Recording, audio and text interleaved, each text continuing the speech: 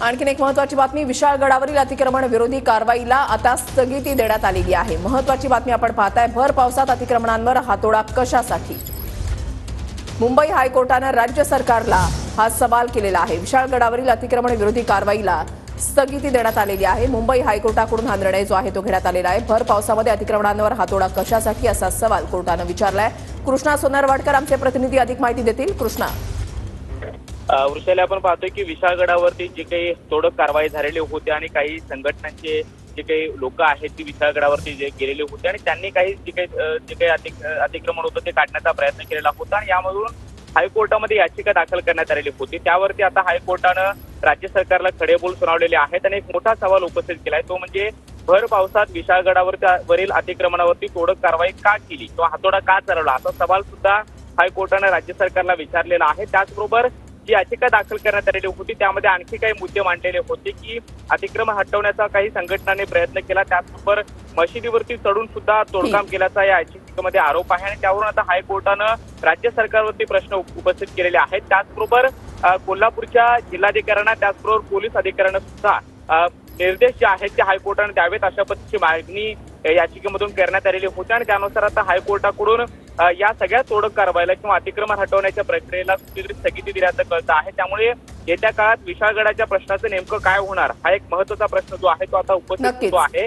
या विषयावरून आरोप प्रत्यारोप, राजकीय आरोप प्रत्यारोप सुद्धा होताना आपल्याला पाहायला मिळत आहे आणि त्यानुसार हायकोर्टाने दिलेल्या सूचना अत्यंत महत्त्वाच्या आहेत। नक्कीच, धन्यवाद कृष्णा दिलेल्या सविस्तर माहितीसाठी। मुंबई हायकोर्टाकडून अतिक्रमण विरोधी कारवाईला आता स्थगिती देण्यात आलेली आहे। पावसाळ्यामध्ये ही कारवाई कशासाठी असा सवाल कोर्टाने उपस्थित केला आहे। विशाळगडावरील अतिक्रमण विरोधी कारवाईला आता स्थगिती कोर्टाकडून देण्यात आलेली आहे। या संदर्भात सुनावणी जी आहे ती कोर्टामध्ये झालेली आहे आणि भर पावसामध्ये अतिक्रमणांवर हातोडा कशासाठी असा सवाल हायकोर्टाने सरकारला विचारलेला आहे। संभाजीराजे जे आहेत ते आक्रमक झालेले होते आणि ते ज्यावेळेला या ठिकाणी आलेले होते त्यावेळेला पूर्णपणे पोलीस बंदोबस्त या ठिकाणी ठेवण्यात आलेला होता। मात्र त्या कालावधीमध्ये या ठिकाणी काही अनुचित प्रकार जो आहे तो घडलेला होता। अतिक्रमण जे आहे ते हटवलं जावं ही आग्रही भूमिका त्यांची होती आणि त्याच्यानंतर शाहू महाराज आणि सतेज पाटील यांनी सुद्धा या परिसराचा आढावा जो आहे तो घेतलेला होता, पाहणी जी आहे ती केलेली होती। मात्र हे प्रकरण न्यायप्रविष्ट आहे अशी प्रतिक्रिया सुद्धा मुख्यमंत्र्यांकडून देण्यात आलेली होती आणि आज कोर्टानं राज्य सरकारला फटकारलं। सरकार असताना जे काढलं तोच आज बेस आहे आणि मला खात्री आहे की हायकोर्टाने त्याकडे बघून विशाळगडावरचं अतिक्रमण काढायला स्थगिती दिलेली आहे। स्थगिती दिलेली असली तरी स्थगिती उठवण्याचं काम म्हणजे स्थगिती काही कालापुरती असेल माझ्याकडे नक्की माहिती नाही, पण पावसाळा झाल्यानंतर विशाळगड स्वच्छ केला पाहिजे, अतिक्रमण दूर केलं पाहिजे आणि वर विशाळगडावर जे राहिलेले आहेत त्यांचं पुनर्वसन किंवा त्यांना पर्यायी जागा सरकारने त्याच्या पायथ्याशी देण्याचं काम केलं पाहिजे।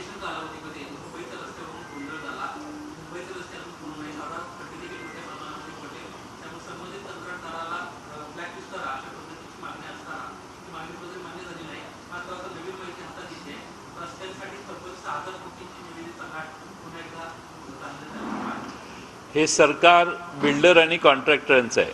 हे सरकार श्रीमंत वर्गाचे चोचले पुरवणार आहे असे पदोपदी यांचे निर्णय आहेत। हे 6,000 कोटीचं कॉन्ट्रॅक्ट टेंडर काढलेलं आहे तेही त्याचाच एक भाग आहे।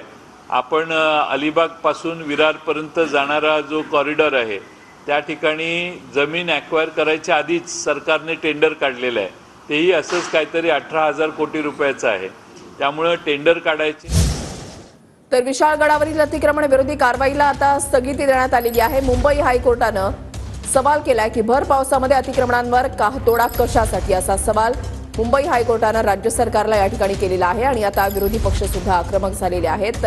पावसाळ्यानंतर जी आहे ती कारवाई जी केली जावी आणि गडावर जे राहत आहेत त्यांचं पुनर्वसन जे आहे ते पायथ्याशी केलं जावं असं या ठिकाणी जयंत पाटील यांनी सांगितलेलं आहे। भर पावसामध्ये अतिक्रमणांवर हातोडा कशासाठी असा सवाल मुंबई हायकोर्टानं राज्य सरकारला विचारलाय।